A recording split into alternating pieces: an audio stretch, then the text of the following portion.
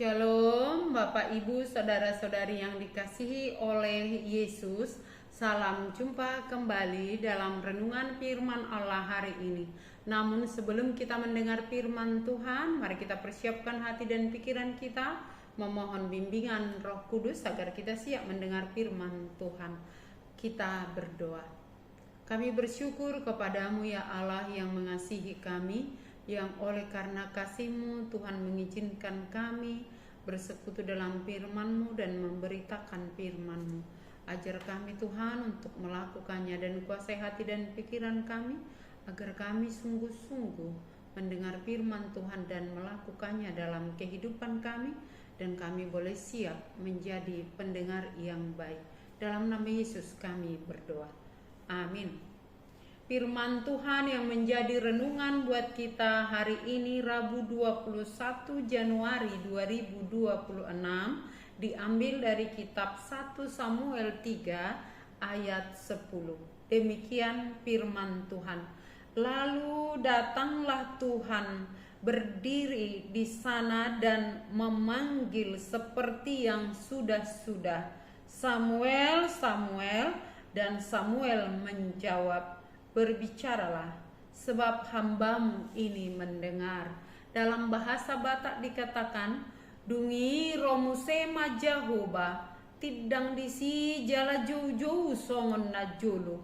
O Samuel, Samuel, gabe didok si Samuel makuling maho, ai manangi-nangi do naposomon.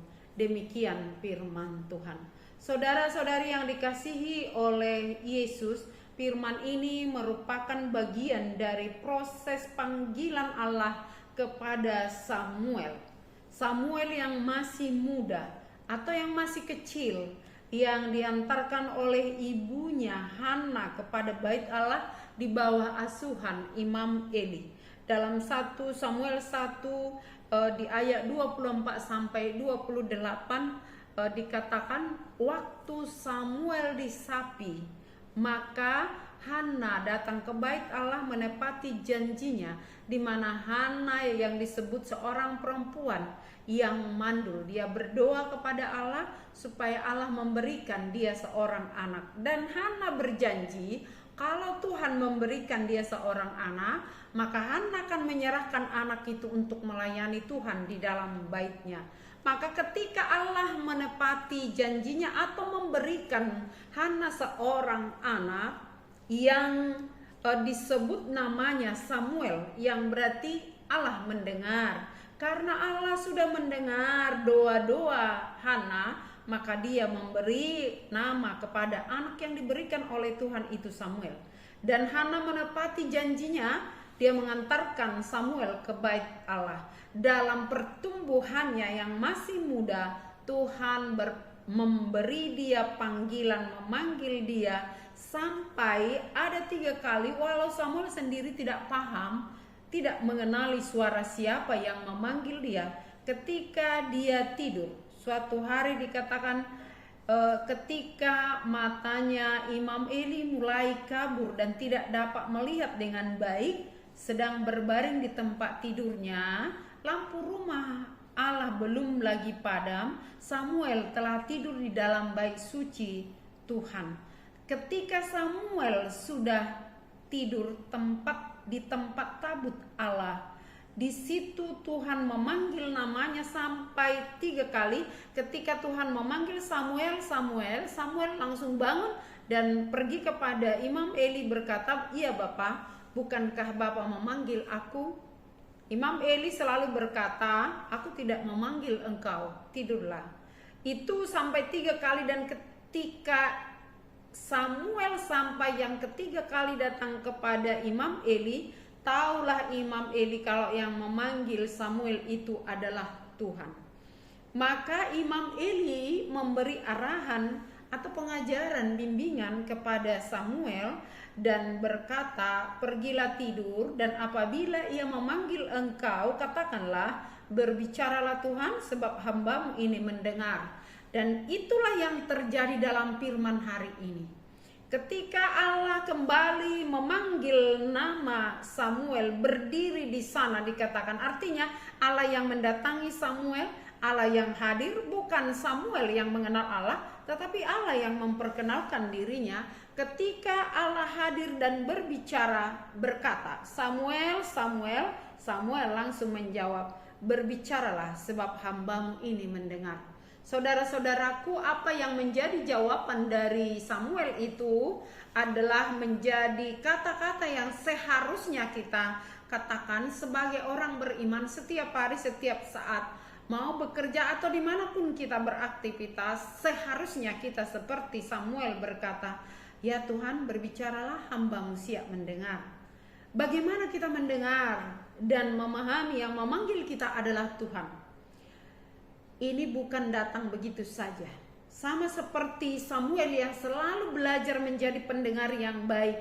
Dia mendengar, ketika dia mendengar, dia langsung bangun dan melakukan apa yang harusnya dia lakukan. Kita bandingkan di zaman sekarang. Kalau kita para orang tua membangunkan anak-anak kita, berapa kali kita bangunkan? Apakah panggilan pertama ketika kita memanggil namanya, "Bangun nak," apakah dia langsung bangun dan berkata, "Ya mama," atau "Iya bapak," atau "Tunggu dulu," atau dijawab tetapi tidak bangun-bangun? Berbeda dengan Samuel atau kita ketika kita mendengar khotbah, mendengar firman Tuhan, adakah kita sungguh-sungguh fokus memberikan telinga hati dan semua hidup kita untuk mendengar firman Tuhan? Belajar dari firman ini, apa yang dilakukan oleh Samuel, dia menjadi pendengar yang baik. Tetapi bukan sekedar pendengar yang baik, dia merespon dengan baik dan berbuat apa yang sudah diajarkan kepadanya sesuai dengan arahan seorang pembimbing. Dan inilah juga menjadi peringatan bagi kita, sehebat apapun kita butuh guru, kita butuh pembimbing rohani yang mengarahkan kita untuk dapat memahami apa yang dikatakan atau difirmankan oleh Tuhan. Ketika Imam Eli menyampaikan kepada Samuel, "Kalau dia memanggil namamu, katakanlah, berbicaralah Tuhan, sebab hambamu siap mendengar." Itulah yang dilakukan oleh Samuel. Dia siap mendengar, siap juga untuk berbuat. Dia mendengar dan melakukan apa yang diperintahkan oleh Tuhan. Karena itu, hal yang kedua yang bisa kita pelajari selain dari bagaimana kita selalu mau mendengar firman Tuhan, berlaku sebagai hamba di hadapan Tuhan. Di bawah bimbingan seorang mentor seperti Imam Eli, Samuel di bait Allah bertumbuh menjadi dewasa, menuruti firman Tuhan, didikan yang benar. Dia tetap berlaku sebagai seorang anak kepada Imam Eli dan berlaku sebagai hamba di hadapan Tuhan. Hamba, pelayan, parhobas. Sebagai pelayan, dia siap memberi diri untuk dipakai.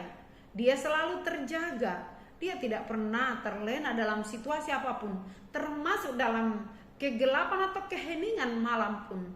Telinganya, hatinya, imannya selalu siap mendengar suara Tuhan.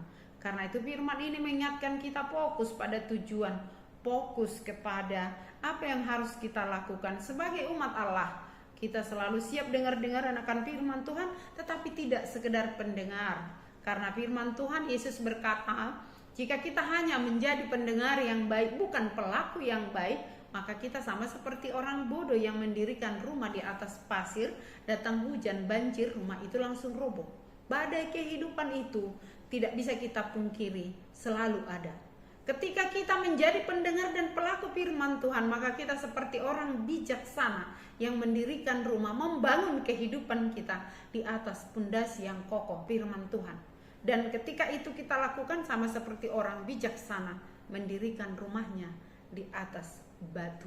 Datang pun bencana, banjir, hujan badai, rumah itu tetap berdiri. Saudara-saudaraku, dalam perjalanan kita sudah sampai di 21 hari tahun 2026 ini. Kita tidak tahu selanjutnya apa yang terjadi. Yang kita tahu, Tuhan ada hadir beserta dengan kita. Dia mendatangi kita. Dia yang berinisiatif berbicara, menolong, mengarahkan kita. Persoalannya bagaimana kita memberi diri telinga untuk mendengar Dia. Jika kita mau menjadi pendengar dan pelaku firman-Nya, janjinya, berbahagialah orang yang mendengar firman Allah dan yang melakukannya. Janjinya, Dia akan setia menyertai kita. Asal kita setia, Allah setia menolong dan menopang kita. Dan sekalipun kita tidak setia, Allah kita setia. Tetapi hanya orang yang setia sampai akhirlah yang menerima mahkota kehidupan. Pilihan ada pada kita jika kita mau. Tuhan ada, hadir, menyertai kita. Amin. Kita berdoa. Terima kasih Tuhan atas firman-Mu. Ajar kami untuk selalu membuka telinga hati, pikiran hidup kami untuk mendengarkan firman-Mu. Dan kesiapan kami mendengar sebagai umat-Mu berlaku seperti seorang hamba yang tunduk dan taat pada arahan-Mu. Karena itu, mampukan kami untuk melakukan apa yang Tuhan firmankan. Dan kuasa Roh Kudus-Mu yang menguasai hati dan pikiran kami, menopang dan membimbing kami. Berkati setiap jemaat-Mu yang mendengarkan firman ini dimanapun berada, apapun keadaannya. Tuhan yang memberikan kesehatan jika ada yang sedang sakit.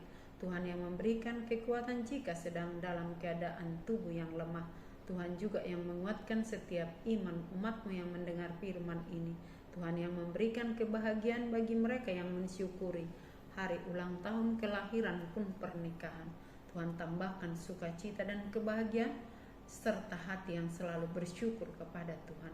Berkati setiap hamba-hamba-Mu, jemaat-Mu yang Tuhan izinkan untuk mendengarkan firman-Mu. Dan berkatilah bangsa dan negara kami, para pemerintah kami. Berikanlah hati yang takut dan kebijaksanaan buat para pemerintah kami, pun bagi seluruh masyarakat, sehingga bangsa ini tetap dalam keadaan damai dan boleh dalam keadaan sejahtera. Terima kasih Tuhan. Kami memohon, berkenanlah Engkau Tuhan mengampuni kami dan menyempurnakan doa kami ketika kami berdoa dalam doa Bapa kami. Bapa kami yang di sorga, dikuduskanlah nama-Mu, datanglah kerajaan-Mu, jadilah kehendak-Mu di bumi seperti di sorga. Berikanlah kami pada hari ini makanan kami yang secukupnya, dan ampunilah kami akan kesalahan kami, seperti kami juga telah mengampuni orang yang bersalah kepada kami. Dan janganlah membawa kami ke dalam pencobaan, tetapi lepaskanlah kami daripada yang jahat. Karena Engkau punya kerajaan dan kekuasaan dan kemuliaan sampai selama-lamanya. Amin. Kasih karunia dari Tuhan Yesus Kristus dan kasih setia dari Allah Bapa serta persekutuan Roh Kudus menyertai kamu sekalian. Amin. Shalom.